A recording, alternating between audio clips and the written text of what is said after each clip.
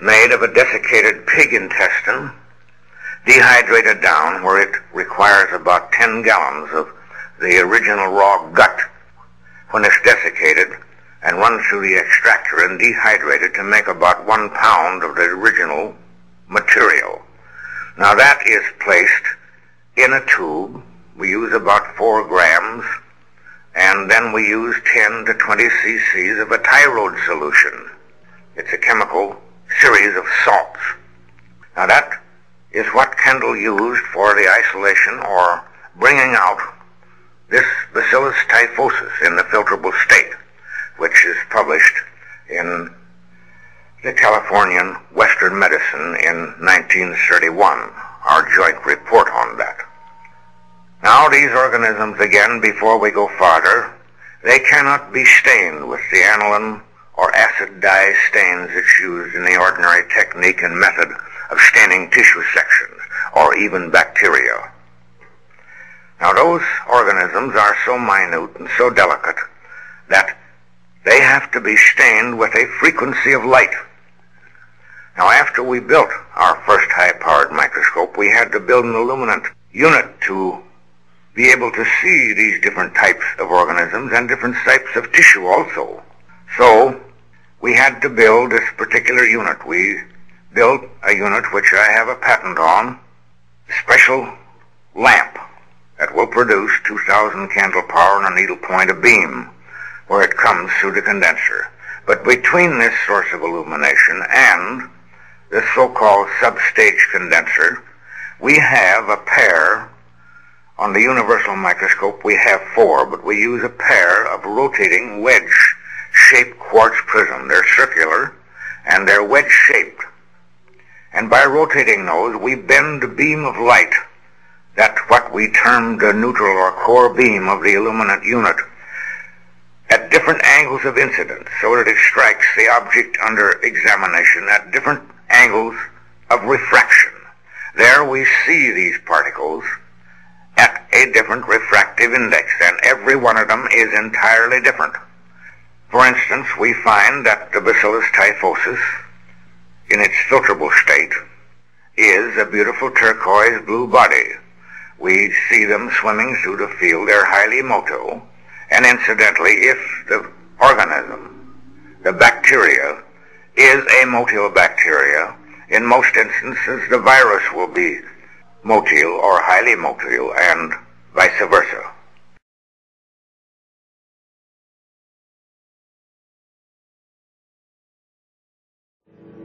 Rife was a media star. He was in the newspaper all the time. The media loved him. He was working with the top researchers in the world. He was doing revolutionary work, and the media really picked this up. And then suddenly, after the 30s, nothing ever again. You never heard from Rife again. I mean, why is that? What happened? We have a photograph which shows a banquet thrown in Rife's honor to celebrate the end of all disease. It was even announced in the media.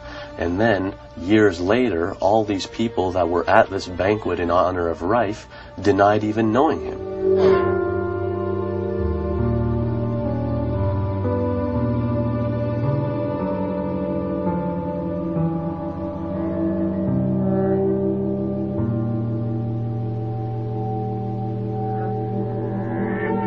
They come up with all this stuff, and of course anything that the AMA doesn't publish, why, of course, unsanctioned, why, that is no good. But as far as I'm concerned, there isn't any AMA. There's an American Drug Syndicate that tells those boys what they can do. Those are the ones.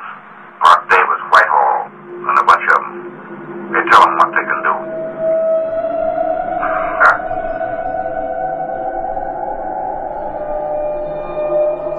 Get on this as far as information goes from the historical past and the scientific truth of what happened.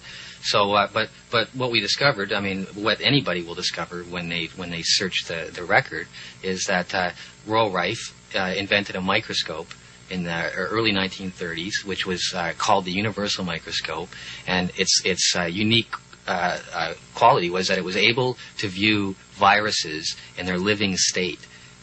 able to view microbes as small as viruses in their living state. Now today, and even then, we had the electron microscope, which can see viruses, but in a snapshot approach. They're dead. They have to irradiate them with electrons, which is the method of operation. It kills them, and therefore you're not seeing the life process. And with optical microscopes, stains are used to bring out features, and the stains themselves are toxic. And once again, you've got dead samples that you're viewing. Well, Rife saw this limitation in microbiology and microscopy, and decided to address it. So his answer was to invent a microscope which used light to stain the sample, and thereby not killing it. And he was able to, using this method, obtain extreme magnification, extreme resolution, and he was able to view his samples in the living state, so he could see viruses moving around, going through their processes, which you can see with an optical microscope. But it was his ability to see viruses, which in the living state, which was his key innovation. New research determining that motion at high frequencies could actually kill simple viruses. But is it really that simple? Fox News medical contributor Dr. Jennifer Ashton joins us live. Thank you, Jennifer, for coming on. All right, so a new way to kill viruses, shake them to death. How does this work? Right. Now, first we want to give a very strong warning here. This does not mean that people can pick up other people or children and shake them when they're sick with a virus. But this is a very interesting mathematical model right now that was created. It's not brand new, but it has been shown recently out of the Arizona State University scientists to work by almost by shattering the shell around the virus. And if they can be blasted apart by high frequency laser waves, then of course we can kill the virus. So I guess the idea is that people who maybe become immune to certain drugs cannot become immune, or at least their viruses can't, to this shaking? Well, that's part of it. And the really important thing to realize when you're working on any kind of new therapy is you want to destroy the bad and protect the good. So same thing for chemotherapeutic agents. So when you're talking about antiviral drugs, a lot of them are so powerful that they're not that effective against the virus, and they do a lot of damage to the rest of the body. So this is one way, and hopefully down the road we can target the outer part of the virus with this high frequency. Any potential problems with this? Well, it's a logistical one, and we're talking high frequency here. We're talking 60 gigahertz, which means a frequency of moving back and forth 60 billion times per second. So that's going to be a logistical challenge for the people in developing this, but laser technology might make it possible down the road. All right, Dr. Jennifer Ashton, the all-knowing Mrs. Ashton. Thank you very much. It's always great to see you. You bet, Julie. Likewise.